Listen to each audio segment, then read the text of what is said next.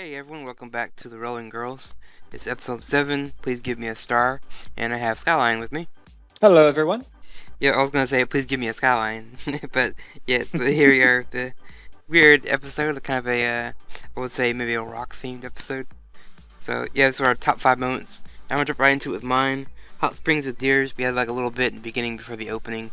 Just the girls kind of hanging out, a little bonding, and just, I guess, taking a chance to relax and enjoy some bath time together with these deers that are kind of just in the bath hanging out with them. So I thought it was kind of weird just seeing the animals there, but I was like, yeah, that happens, I guess, over there. And I just thought it was nice just seeing the three or four of these girls just getting closer together, and Mhm. you can see that they're becoming closer friends. Even though I think she has some secrets she's not telling them, but maybe she'll tell us a little bit later. But yeah, that was my top 5. Not really a big thing, but what was your number Uh, 5? Outside Kyoto, where they were going, and Hmm. in certain places out there, Nara deer Right. are known to be downright tame, where they'll kind of go into people's houses sometimes. I mean, not all the time, but Right. that's like an extreme example you're here. It's like all of a sudden you come home and like, hey, there's a freaking deer chewing on stuff. Yeah, they're more wild over here, I guess you would say. hmm And my number 5 moment, most of the Kyotoites, the citizens of Kyoto, have that Yoda speak. Hmm. If you were watching the official Funimation subs and different things like that, and I went, that's kind of weird. But then again, I thought, wait a second, what do I know about it? Uh, Jediaki or Jediageki are period films that the Japanese have done that always take place in like the medieval times, which can be the old capital of Kyoto. And where do you think George Lucas got the term Jedi? True. Oh yeah, I heard about that. Yeah, he did get some stuff from a little bit of Japanese influence. I mean, if you look at a way a Jedi, not a Jedi, but a samurai Hmm. is dressed in some of those films, that looks like how the Jedi were dressed. Right. And like their code of So, honor and things like that too. They yep, have. yep, and they were and swords, of course, Hmm. and they were always kind of. I guess this show is kind of playing around with that a little bit, in kind of showing you that there's still some old manners and some old customs and different things like that floating around Kyoto. Yeah, like a mixture of like a samurai and a monk type of thing, I hmm guess. Yeah, makes sense. Yeah, kind of like it when they talk about. I'm like, I was reading the subs. I'm like, had to pause it a few times. Like, is it my subs messed up or? But no, they're actually talking that way.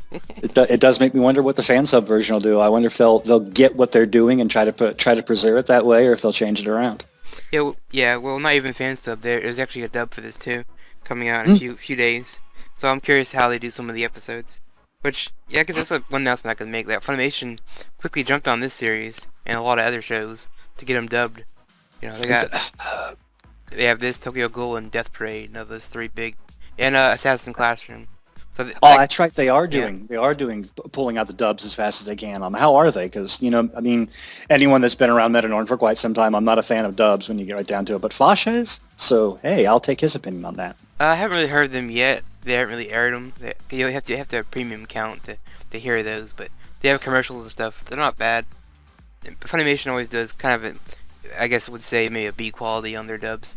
Better than Sentai, which is my opinion, they're kind of poor, but yeah. So Funimation, B quality with subs, same for the B or C level quality of their internet streaming. Yeah, pretty Wonderful. much. Wonderful. Yep. Number 4 for me would be rock band themed. Again, this is a area where it's mostly musical and stuff like that they're doing, and I've always wondered when I watch the opening, like, are they gonna actually do a live version of this opening song at like a concert? And they might be headed that way next week because they can't get the captain back of the other band, so it's like they may have to fill in for 1 or 2 songs. Yeah, they might sing another song from the Blue Hearts and all that. Yeah, I'm waiting for that. And the song they sang on the way to Kyoto was, by the way, called "Give Me a Star." Oh yeah, nice. What was your number 4? Chihaya said she doesn't need the stones, and it's frankly known if she ever needed them in the first place, or if she was just using them as an excuse to kind of have friends and hang out with these girls and go on a road trip with them. And even near the end, when they were about ready to go to that drop box that everyone in Kyoto was putting the stones into, she kind of stopped them from doing it. She pulled a fast one. She said, "Look, a little." She did that whole, "Hey, look, a little bird," twice to try to get them from getting that. Right. Yeah, So sums up with her. Yeah, I can agree. Yeah. Yeah. On one thing, it makes me feel like maybe the writers don't know what they're doing with the character as of yet, or if they're just playing everything so close to the vest that everything kind of comes out very abruptly like that. It's like, what? We know this about her now? What? How does this compute? Right. Makes sense, yeah. My number 3 would be I wants a stone real badly. And I guess to counter your argument on Chad not knowing what she wants to do, I think her distracting him is to keep. She doesn't want I to get a stone and go away, because they made a comment earlier in the episode that if she gets a stone, Chai asked Norzami, is she going to leave? And she's like, maybe, probably, she'd probably leave. That's Ai's goal, is to get a stone for something. Mm-hmm. She wants to be a best. Right. She wants to be a best. And I'm thinking not just going away, but I'm thinking because she was on kind of like the bad guy side at the beginning of the show, she might do something like a face heel turn or something like that. Yeah, maybe become a villain or something, maybe, or a anti-hero, maybe, I guess. Yeah, villains in as much as this show has. Right. Yeah. They don't really have the mustache twirling evil bad guy. Nasty oh yeah, no. They just have people that are just different. They have different goals versus the everyday people, and that's what I think would be. But unless they're gonna maybe save that for a later arc where they go to her town and maybe find out what's really wrong with her area that she was in. Or maybe she's not even from that area. We don't even know. So, but yeah, I'm interested in see what she does. If she does get a stone, will she stay or will she leave? She'll probably end up leaving, I think. But we'll have to see. What's your number 3? The Maikos we are, keeping with the Yoda speak there. Their captain, Miyuki Shiba, also known as the 19th Mamichio, the leader of the group. My goodness, she was adorable. And she could kick some ass, too, even though they only gave her a brief amount of time to do so. And it also looks that she kind of had like a little... Did she kind of have like a little tsundere turn towards the best of the concert promoters vigilante squad, Ichigo? Yeah, Ichijo? I think something on there. I have that. That's my next note I'm gonna do it here. But yeah, I think there's something going on. Which would be, I guess leading to my number 2 would be that. Just I think there's something going on between those two. I mean, they both did look at each other and did blush and look away. So it makes you think maybe there's a past between these two characters. Maybe a bit of a, Yuri here. You never know. But with the cast being majority female, I would see that would being an option. They wouldn't put it past them to put at least one Yuri couple in this. With all the girls they have. I mean, why not? It's kind of the trend when you get right down to it these days to have at least a little bit of Yuri in there. It's like, hey, we haven't... Someone around the committee during script writing saying, hey, is it possible to have a Yuri couple in here? Okay, we got these two. We can make it that way. Right. Yeah, I mean, it feels kind of like that childhood friend vibe in a way, though. That's one facet worth exploring until it's fully explored by the end of the next episode. Right. Another one would be maybe admiration for that character. Oftentimes, anime will kind of get you confused that when someone blushes at another person, it's not necessarily an attraction. Maybe it's an admiration. Or they're inspired by so and so, because that happens a lot of shows. We have maybe two guys, maybe one will blush in front of the other one. They're not gay. They're just, some kind of thing between them that he's, I guess, an admirable guy or something that he wants to be just like him. So I think heterosexual bonding. Right. I think that that. with this one we have maybe the Mado girl wants to be a rock star. Maybe that's what I think. That would be awesome. Right. I think that's what she wants because. She's always talking about the music and stuff, and she acts like, "Oh, music! I don't care about the music." It's like the tsundere thing. Yeah. So it's like you want to be a rock star. I can figure that out. That's great. Right. What's your number 2? In Kyoto, the stones are considered cursed, and they're kind of like handed in at a charity box and different things like that. And it looks like the Tower Commission is pretty okay with that, and they might have started. The rumor or whatever is going around Kyoto in this time to be able to say, hey, you got to give these stones back. They're nothing but trouble and all that, even though they do, frankly, have two bests running around that people have the tendency to admire. Maybe when it comes to the Maikos, the stones gets handed down to each succession, so they're kind of trained to have it. And in Ichijo's case, maybe there's some other special consideration for her. Yeah, because she was using hers as like a pick for a guitar. So I think that's probably boosting her music ability, I think, a little bit. So I wouldn't be too surprised if she's really not really good at music at all. just the stones kind of helping that. I mean, she kind of poses by putting those mutton chops on her, doesn't she? Yeah. Yep. And like you were saying, that the stones are being, you know, considered cursed. It's like it's kind of interesting because I always wants when it's weird seeing how these different areas interpret the stones, how they're used. Mm-hmm. And again, I got the whole case of maybe some characters don't want it, some do. In this case, I think they actually want the stones. The main girls anyway that are in the new cast right now. But yeah, I'm wondering what they're gonna do with that. If there's a big hoard of stones somewhere, they're gonna collect them all and just that'd be the way they get all the stones back to Chia's mom. My number one would be the fight. There's a little bit at the beginning, kind of the middle, I guess you would say, when after they kidnapped Ichijo, which is funny, putting that big box helicopter thing on her. It was pretty awkward and pretty funny.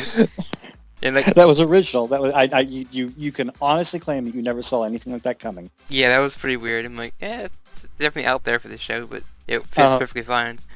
After all, you had exploding Roomba last time and all kinds of stuff.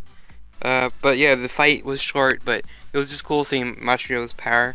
She could basically just runs at people like a big charge, and yeah, when you see her fight, she's pretty powerful. And makes me wonder about the other guy. He has like boxing gloves on his neck, so I'm wondering if he's like a melee fighter or a boxer or something like that, because he does look like he has some kind of gloves or whatever. So we'll see more about him next week, hopefully. Yep. And what was your number one, which leads right into what I just said. Cool. Yep, does rather lead into what you just said, the Doji Shoten. Going back to the whole period piece idea, they act just like a rival gang or a rival faction in those films. It's like, they hide out in the mountains. Mm-hmm. They kind of put on airs like, we're just here to pass time. That kind of thing. When you know that is a complete and total dodge for that they're up to something else completely different, that they have an agenda. Right, yeah. And by the end of the episode, they have teamed up with our favorite, or not so favorite, bad peoples, the evil Takumis, are putting missiles in Buddhas. What the heck? You don't put missiles in Buddhas, for crying out loud. You put them in motorcycles. That's what the last episode taught us. Yeah. Definitely tells you there's a another thing going on, another agenda that you're saying, a bigger plot for these gang members and everything. It almost makes me wonder if they want to put a stop to all the rock music. Maybe that's what they want to get rid of. Because it kind of, if you have these two rival gangs and you have the rock music stuff, it's like, kind of doesn't fit, the area. But, maybe they see it as a nuisance. I'd see. I don't know, that brings to mind something with the concert stage they were playing on. That, they had all the traditional, the bridges over the canals and different things like that. They had the koi pond right in front of the stage and different things like that. So it does look like, in a very Japanese fashion, it is trying to fit in. Yeah. Now, maybe that makes it a big sore thumb in just trying too hard, or maybe that's just the way it's done. But I don't know if they're trying to oppose rock and roll. Yeah, because it looks like when they play the music, that's when the stones fly out from the sky. So yeah, it makes you wonder if maybe that's causing all the stones to fall or something else. Interesting. That, I would see them. Okay, if the stones are cursed and the music is making them appear, that's one group to get rid of. But yeah, so far we've only seen one group of rockers, just them. So with Ichijo's group, so it's interesting to see if there's any more people that are like them or just because they just mentioned the Battle of the Bands, which they said it wasn't, but interesting to see if they keep doing that or not. Makes it, if that's the case, it makes you wonder if the girls in the gang are out to kind of like go on the road and kind of emulate them in a way, or inspired by them, because that's what the OP seems to imply. Right, yeah, it does. Maybe this is the episode, because I did know Nozomi did see Ichijo and looked at her and kind of reminded her of Maka Green. I guess her attitude, her personality, sort of similar, and I guess she's kind of like inspired by her. So I could see that, like you said, being the reason why they're singing in the opening, related back to this episode.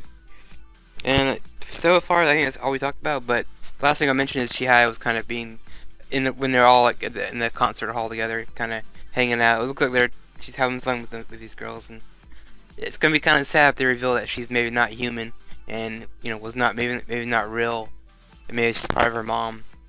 It'd be kind of sad if they reveal something like that, where she never really was a human, and she would have to go away at the end, which I think would be pretty sad. But I don't know, they're definitely doing something with her here and there a little bit.